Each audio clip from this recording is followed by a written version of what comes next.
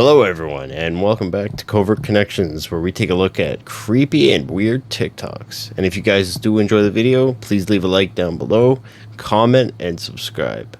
Alright, let's get into it, guys. How did they turn it on? Your reactor can be turned on or turned off in a lot of different ways. The way Barry showed me, the hemisphere is removed. There's a small tower in the middle. When you put the hemisphere on, the reactor activates. The reactor shuts down. It's load sensing. So if there's no load on the reactor at all, it shuts down. When there's a load present on it, it starts up again. Load meaning?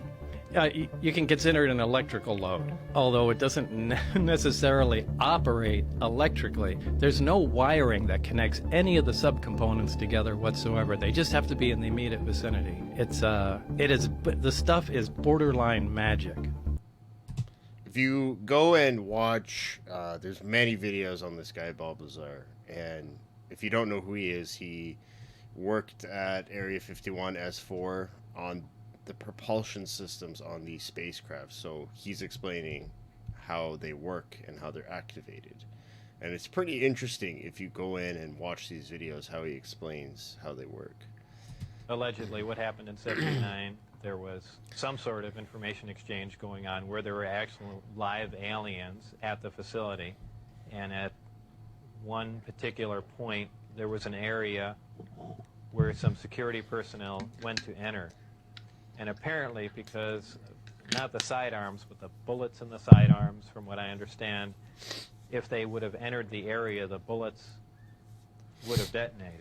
Supposedly, one of the creatures tried to stop the security personnel from entering the area, and a fight ensued. And the bottom line from the altercation was that the security personnel, I don't remember how many were involved, but were all killed, and they died of head wounds, and that's all that I heard of that story.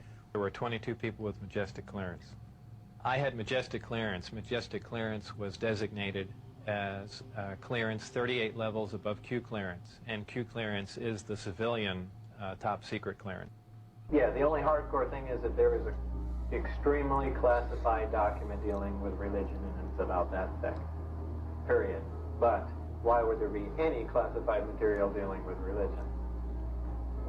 I want to go back to the religion thing. I want you to say it. It's so far out. All right, your objection has been noted. Okay. What does it say? That we're containers. That's how supposedly the aliens look at us. That we are nothing but containers. Containers of? Containers. Maybe containers of souls. You can come up with whatever theory you want, but we're containers, and that's how we're mentioned in the documents. That religion was specifically created so we have some rules and regulations for the sole purpose of not damaging the containers. So he's, from what I understand, what he's talking about is there was some documentation that he was looking at when he was hired at S4, Area 51. And he had to read all these classified top secret documents, and it's basically saying that we're containers, and which makes sense if you look at it from a standpoint of religion. We have a soul, and this body is a container that our soul lives in. So I thought you guys find that interesting. The U.S. Army helped initiate the development of the Internet.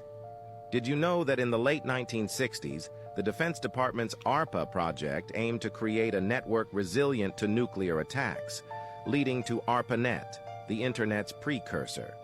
This military project evolved into the global communication network we use today. Follow for more! New Netflix movie. This is a movie project. Maybe watch.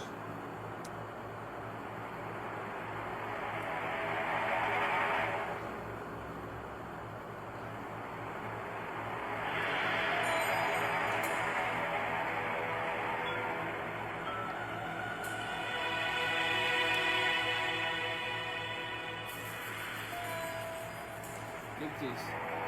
One eye appeared in the sky. This eye.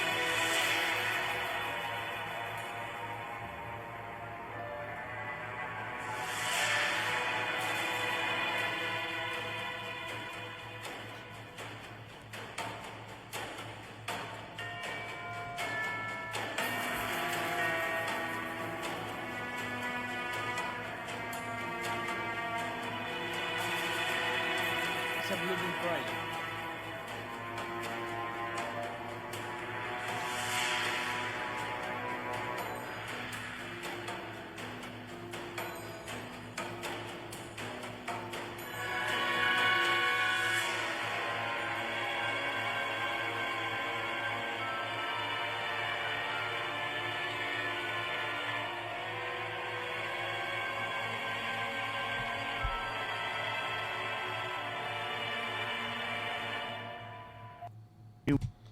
They always put some truth in some movies and TV shows, so I wouldn't doubt it. What do they think was used to carve these things? Is there any markings on them that would Yes. indicate? Yeah, there is. So there's a whole realm of what I would call machining marks that exist all over these sites in Egypt. You find amazing evidence for massive circular saws. You see machining marks. There are these tube drills. I've got like an hour-long documentary just on the tube drills. There is evidence for very sophisticated and powerful tools that is etched into these artifacts from the very earliest points in Egypt all over the place. The tube drills are really interesting because it's a very thin tool, and what they would do, they range in size from like a ½ inch up to 9 inches. And are those plugs that were removed Yeah. from the stone? So it's like a hollow tool that gets cut down, and then you snap off the core. There's a famous core. It's called Petrie's core number 7, and it's a drill core from one of these holes. It's in granite. It's been analyzed several times. There's been an argument that's been going on for literally 150 years about this core. Those spiral that groove that goes around it, very obvious striations, right? Mm-hmm. So it's been incontrovertibly shown that that's a spiral.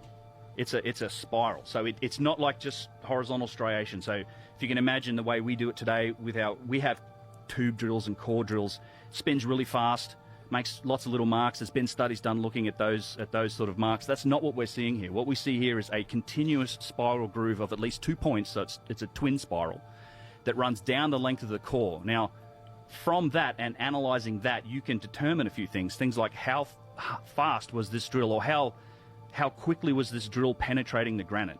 And Petrie and Dunn both analyzed it and looked at it. Well, it's about a 1 in 60 rate. So for each, say, 60 inches of horizontal travel, it's going 1 inch into the stone. So imagine that. So if you take a spiral and straighten it out, like, and you just imagine, all right, 60 inches this way, you're getting 1 inch of vertical travel. That figure is 500 times greater than we can achieve today in terms of how fast it penetrates the granite. 500 times greater. Now, it doesn't mean it cut quicker. It could have been moving slowly, like it might have been turning slowly. Right. But it's penetrating the granite at a rate far greater than what we can achieve with our technology today. One of two things that I think is either we were way, way more advanced than we were being told back in those days, or there was some sort of alien intervention that helped build the pyramids. I mean, there's so much proof either pertaining to one of those two, is if we got help or we were way more advanced than we were told. Shit's getting weird. Part infinity.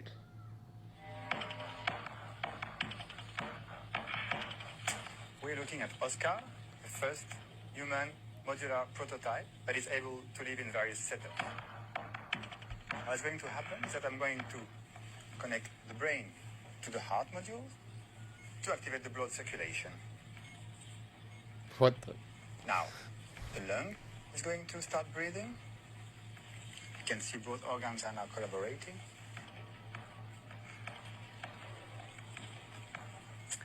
I can add a kidney module. And if I add a limb module, I start actuating the organism to move. Now it's looking for the optimum temperature, which is 37 degrees. If I add another limb, Oscar will recognize it and beneficiate from new possibilities.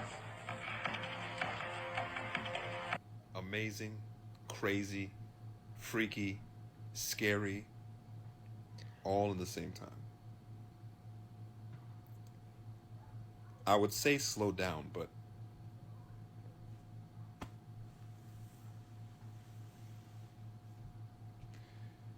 yeah, we're cooked. 3 competing extraterrestrial civilizations have been using this planet as a laboratory. What I've been told by a Defense Intelligence Agency analyst in December of 1999, and he said, my job was to monitor and analyze the conflicting competition of 3 extraterrestrial biological civilizations in conflict with each other on and apparently over something about this planet for genetic manipulation for at least 270 million years. And I said, well, 270 million years is before the time of the dinosaurs. And he looked me straight in the eye and he said, one of the 3 competing groups made the dinosaurs as an 80 million plus year long experiment. We think it was the Ebens, the ones with the heads that are shaped like this and pear-shaped chin. He said, the Ebens have demonstrated for us that they can move matter in this universe into another dimension or another timeline. And they do it all of the time. He said 66 million years ago, something was headed for this planet that was 6 miles in diameter. Was it an asteroid? Were they responsible for it?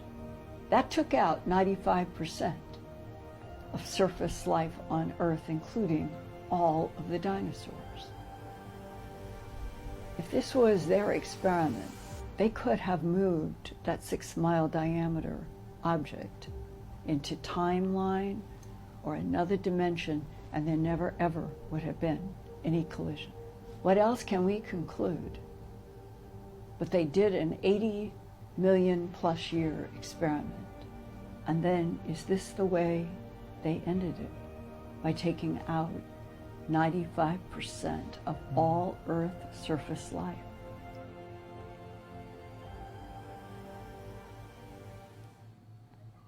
I mean, come to think about it, it's not so crazy if the aliens are real and we genetically modify things. We can create clones of humans and animals, so is it really that far-fetched that they would create dinosaurs? Tell me what you guys think.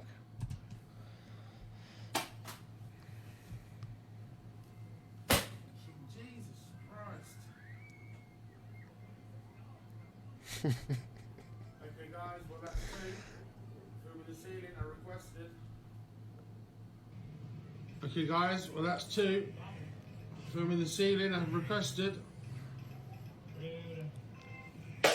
And that's a 3rd. That's pretty good, I think, overall. Any more? It is, almost $80 right there.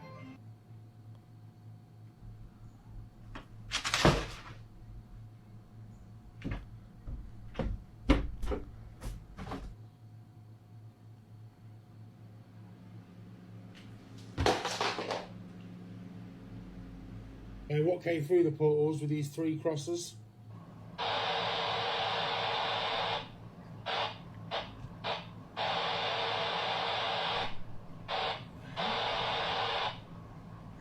Oh. Bloody hell! What do you guys think about that? I always keep an open mind about anything. I mean, anything's possible, but tell me what you guys think about that.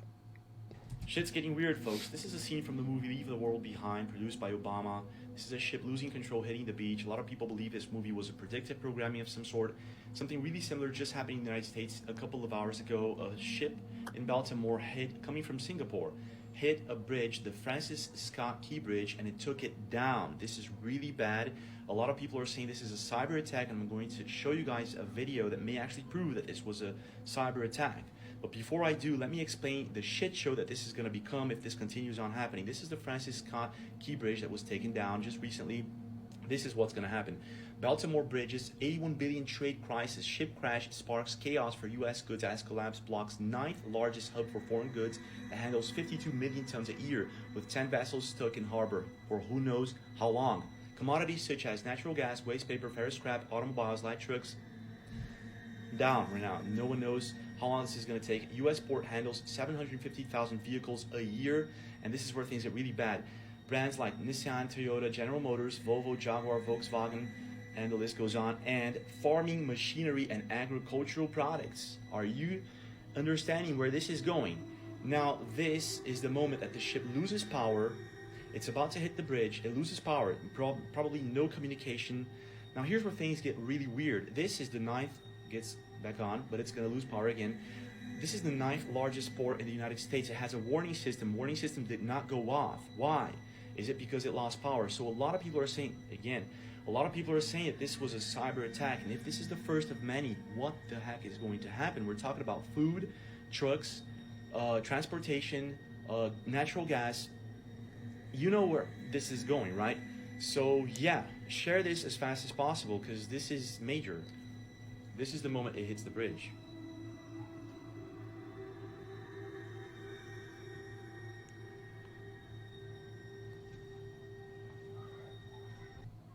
We're not dealing at all with any.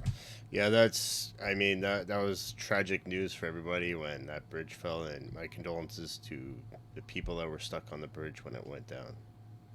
Thing human.